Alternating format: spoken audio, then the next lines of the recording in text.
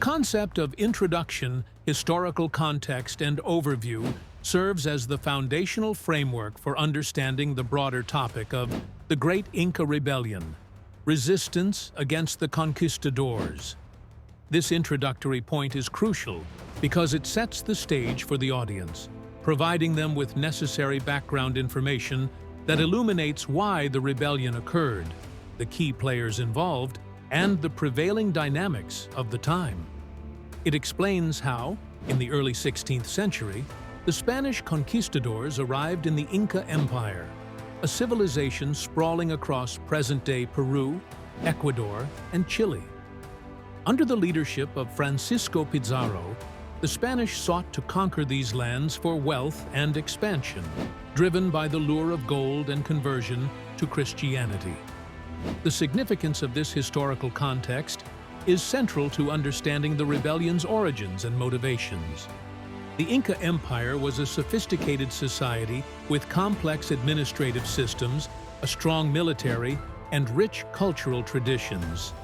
The invasion by the conquistadors was not merely a conflict of arms, but a clash of civilizations, ideologies, and survival. To appreciate the resistance offered by the Incas, one must first grasp the monumental upheaval they faced. Two illustrative examples underscore this point. First, the siege of Cusco, the Inca capital, exemplifies the fierce resistance against Spanish forces. Despite being technologically outmatched, the Incas utilized their intimate knowledge of the terrain and guerrilla tactics to challenge the invaders. Second, the Battle of Ollantaytambo reveals how the Inca leader, Manco Inca, once a puppet ruler installed by the Spanish, turned against them, demonstrating the resilience and adaptability of the oppressed against overwhelming odds. Supporting opinions shed light on the varied interpretations of resistance. Some historians, like John Hemming, argue that the rebellion was inevitable due to the ruthless imposition of foreign rule and exploitation. Other scholars highlight how the resistance, although ultimately unsuccessful in defeating the Spanish, showcased formidable Inca resolve and ingenuity. However, challenges in interpreting this period arise from the scarcity of Inca records, as much of the history is derived from Spanish accounts, potentially biasing the narrative. Moreover, alternative views suggest that internal strife within the Inca Empire, such as a recent civil war, weakened their ability to resist effectively. This context intricately connects to other aspects of the topic by highlighting the long-term effects of the rebellion on Inca society and the region's subsequent colonization. It acts as a prelude to discussions on cultural assimilation, loss of indigenous sovereignty, and the enduring legacy of colonialism that shapes much of South American history to this day.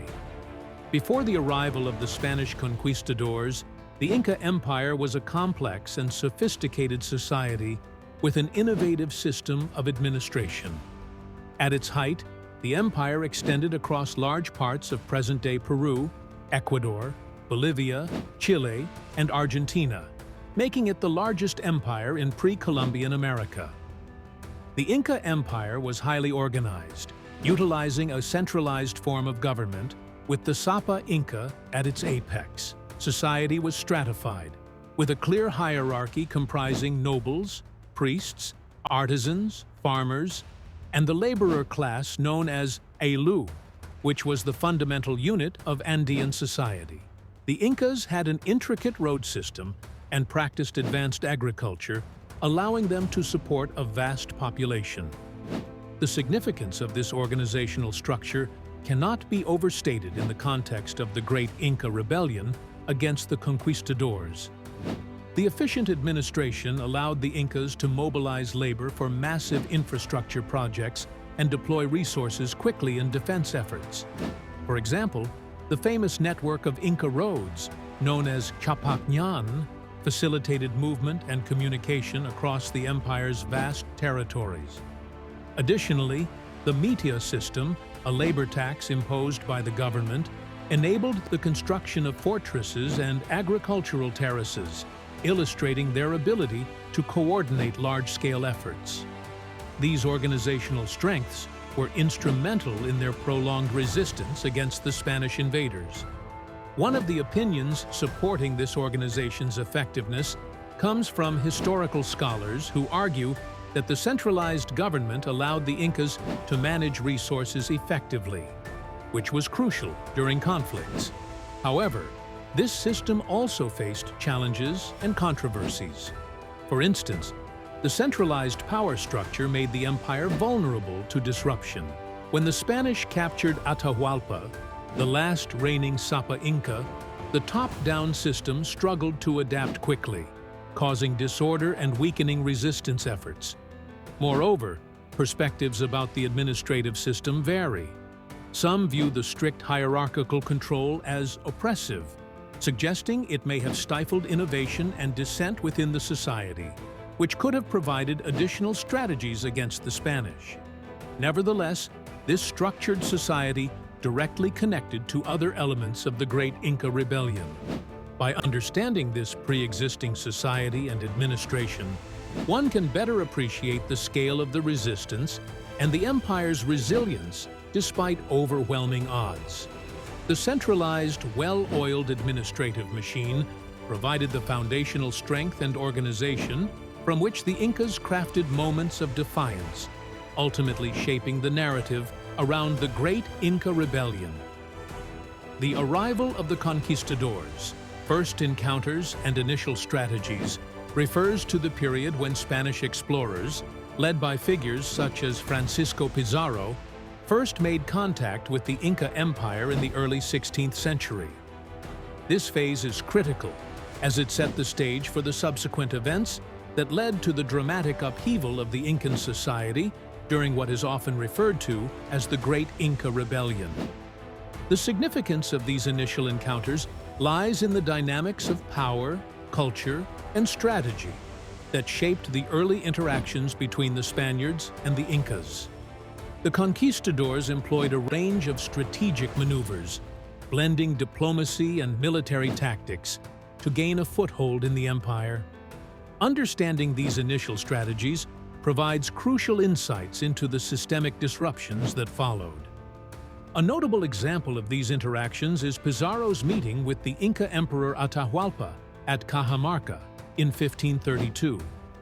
The Spaniards, vastly outnumbered, managed to capture Atahualpa through a combination of surprise attack and deception, leveraging their superior weaponry and horse-mounted soldiers, a technology previously unknown to the Incas. Another illustration is the use of alliances with native factions that were opposed to Inca rule, which the Spaniards capitalized on to bolster their numbers and intelligence. The strategies of the conquistadors are often supported by opinions that highlight their tactical brilliance and adaptability in dealing with the complex political landscape of the Andean world. Yet, these strategies also prompt discourse on the ethical implications of their methods, characterized by deception, exploitation, and violence. Challenges and alternative viewpoints emerge around the portrayal of these encounters. Critics argue that the emphasis on conquistador strategies can overshadow the resilience and agency of the Inca and other indigenous groups, who mounted formidable resistance and adapted to the changing dynamics brought by Spanish encroachment. Furthermore, the narrative of an inevitable conquest is contested, as it risks ignoring the contingency and chaos of these early encounters that could have unfolded very differently under other circumstances. In connecting to the broader topic of the Great Inca Rebellion, these first encounters and strategies were pivotal as they laid the groundwork for both the Spanish colonization efforts and the indigenous resistance that ensued. The manner in which the initial strategies were implemented had a ripple effect, influencing subsequent rebellions and shaping the enduring legacy of resistance against foreign domination. Understanding these initial interactions enriches our comprehension of the complex interplay between invaders and indigenous populations. Tupac Amaru and the indigenous resistance represents a powerful chapter in the history of the Great Inca Rebellion. symbolizing the enduring spirit of indigenous defiance against the Spanish conquistadors. Tupac Amaru was the last Inca ruler of Vilcabamba, and his resistance represents the Incan efforts to restore their sovereignty and culture after the Spanish invasion.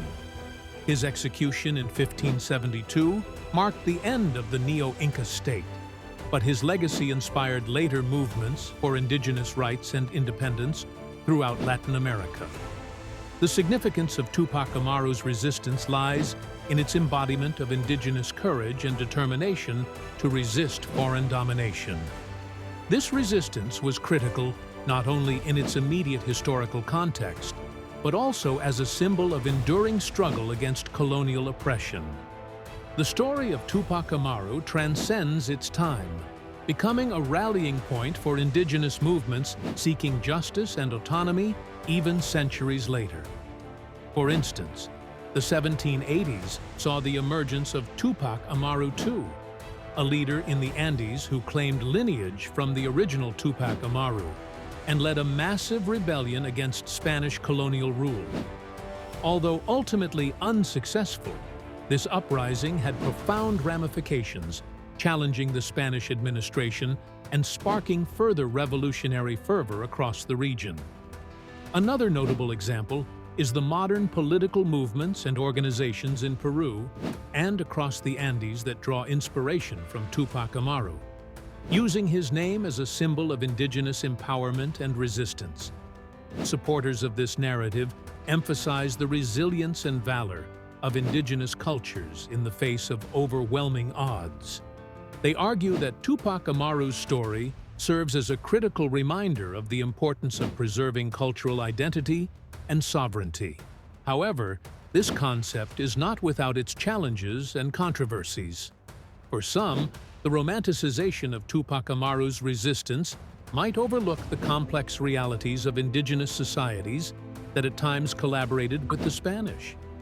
Others may argue that focusing exclusively on resistance underestimates the processes of adaptation and integration that also characterize the indigenous response to colonization.